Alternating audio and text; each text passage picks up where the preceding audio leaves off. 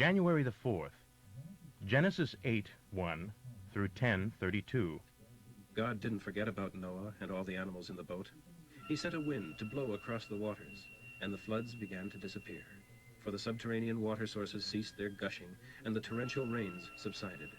So the flood gradually receded, until 150 days after it began, the boat came to rest upon the mountains of Ararat.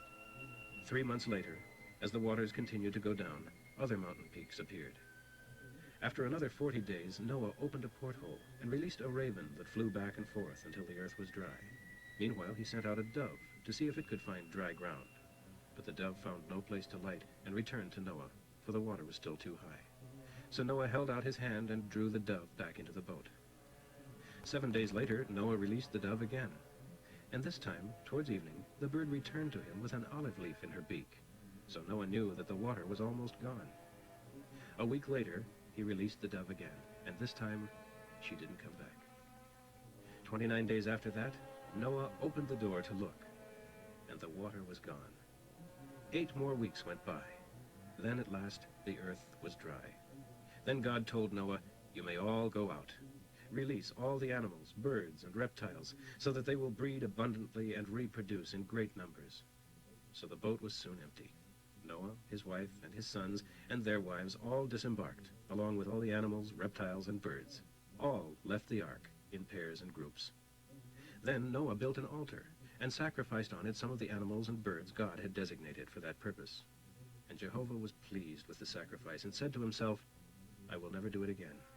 I will never again curse the earth, destroying all living things, even though man's bent is always toward evil from his earliest youth, and even though he does such wicked things. As long as the earth remains, there will be springtime and harvest, cold and heat, winter and summer, day and night." God blessed Noah and his sons and told them to have many children and to repopulate the earth.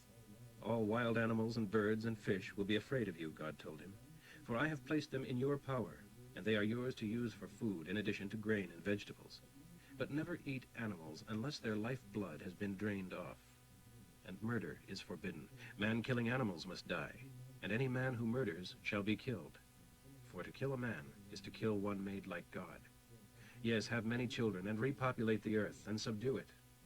Then God told Noah and his sons, "I solemnly promise you and your children, and the animals you brought with you, all these birds and cattle and wild animals, that I will never again send another flood to destroy the earth. And I seal this promise with this sign. I have placed my rainbow in the clouds as a sign of my promise until the end of time, to you and to all the earth. When I send clouds over the earth, the rainbow will be seen in the clouds. And I will remember my promise to you and to every being, that never again will the floods come and destroy all life.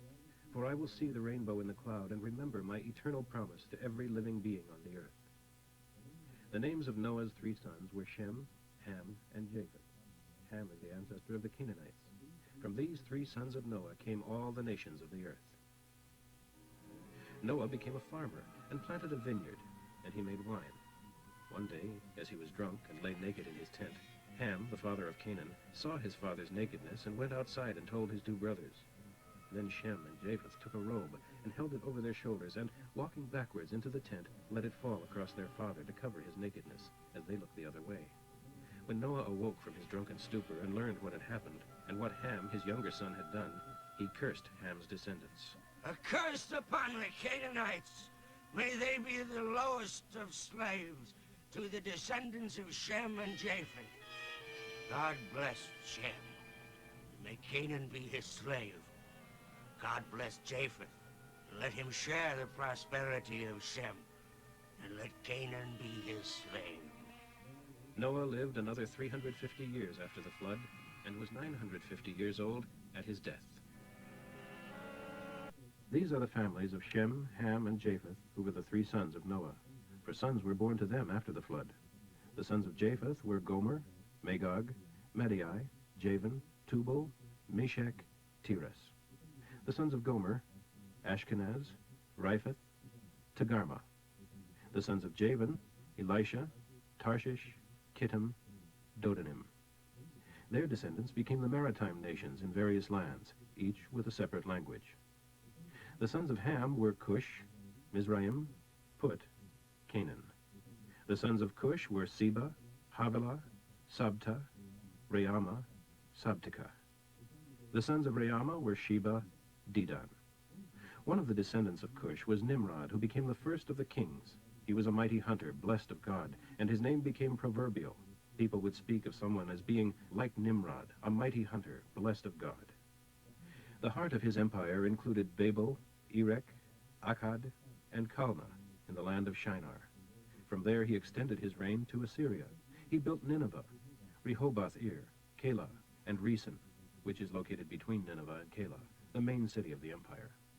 Mizraim was the ancestor of the people inhabiting these areas: Ludim, Anamim, Lehabim, Naphtahim, Pathrusim, Casluhim, from whom came the Philistines, and Caphtorim. Canaan's oldest son was Sidon, and he was also the father of Heth. From Canaan descended these nations: Jebusites, Amorites, Girgashites, Hivites, Archites, Sinites, Arvadites, Zemarites, Hamathites. Eventually, the descendants of Canaan spread from Sidon all the way to Gerar in the Gaza Strip, and to Sodom, Gomorrah, Admah, and Zeboim near Lasha. These then were the descendants of Ham, spread abroad in many lands and nations with many languages. Eber descended from Shem, the oldest brother of Japheth. Here is a list of Shem's other descendants: Elam, Asher, Arpachshad, Lud, Aram. Aram's sons were Uz, Hul, Gether, Mash. Arpachshad's son was Shelah, and Shelah's son was Eber. Two sons were born to Eber: Peleg, meaning division, for during his lifetime the people of the world were separated and dispersed, and Joktan, Peleg's brother. Joktan was the father of Almodad, Sheleph, Hazarmaveth, Jirah, Hadoram, Uzal, Diklah, Obal, Abimael, Sheba, Ophir, Havilah, Jobab. These descendants of Joktan lived all the way from Mesha to the eastern hills of Sephar. These then were the descendants of Shem, classified according to their political groupings, languages, and geographical locations. All of the men listed above descended from Noah through many generations, living in the various nations that developed after the flood. Matthew 4:12 through 25. When Jesus heard that John had been arrested, he left Judea and returned home to Nazareth in Galilee.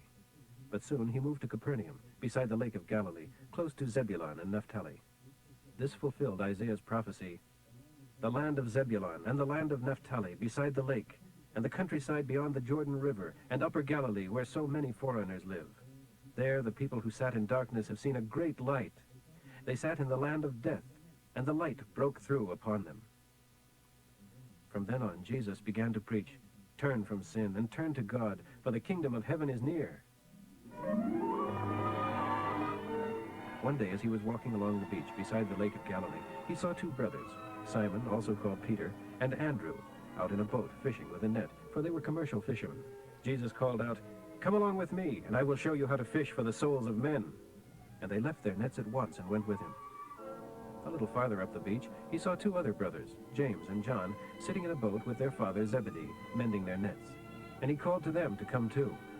At once they stopped their work and, leaving their father behind, went with him. Jesus traveled all through Galilee, teaching in the Jewish synagogues, everywhere preaching the good news about the kingdom of heaven. And he healed every kind of sickness and disease. The report of his miracles spread far beyond the borders of Galilee, so that sick folk were soon coming to be healed from as far away as Syria. And whatever their illness and pain, or if they were possessed by demons, or were insane, or paralyzed, he healed them all. Enormous crowds followed him wherever he went, people from Galilee and the 10 cities, and Jerusalem, and from all over Judea, and even from across the Jordan River. Psalm 4:1 through 8. O God, you have declared me perfect in your eyes. You have always cared for me in my distress. Now hear me as I call again. Have mercy on me. Hear my prayer. The Lord God asks, "Sons of men, will you forever turn my glory into shame by worshiping these silly idols when every claim that's made for them is false?" Mark this well. The Lord has set apart the redeemed for himself. Therefore he will listen to me and answer when I call to him. Stand before the Lord in awe and do not sin against him. Lie quietly upon your bed in silent meditation. Put your trust in the Lord and offer him pleasing sacrifices. Many say that God will never help us. Prove them wrong, O Lord, by letting the light of your face shine down upon us. Yes, the gladness you have given me is far greater than their joys at harvest time as they gaze at their bountiful crops. I will lie down in peace and sleep, for though I am alone, O Lord, you will keep me safe. Proverbs for today, 1:20 through 23. Wisdom shouts in the streets for a hearing. She calls out to the crowds along Main Street and to the judges in their courts and to everyone in all the land. You simpletons! She cries. How long will you go on being fools? How long will you scoff at wisdom and fight the facts? Come here and listen to me. I'll pour out the spirit of wisdom upon you and make you wise.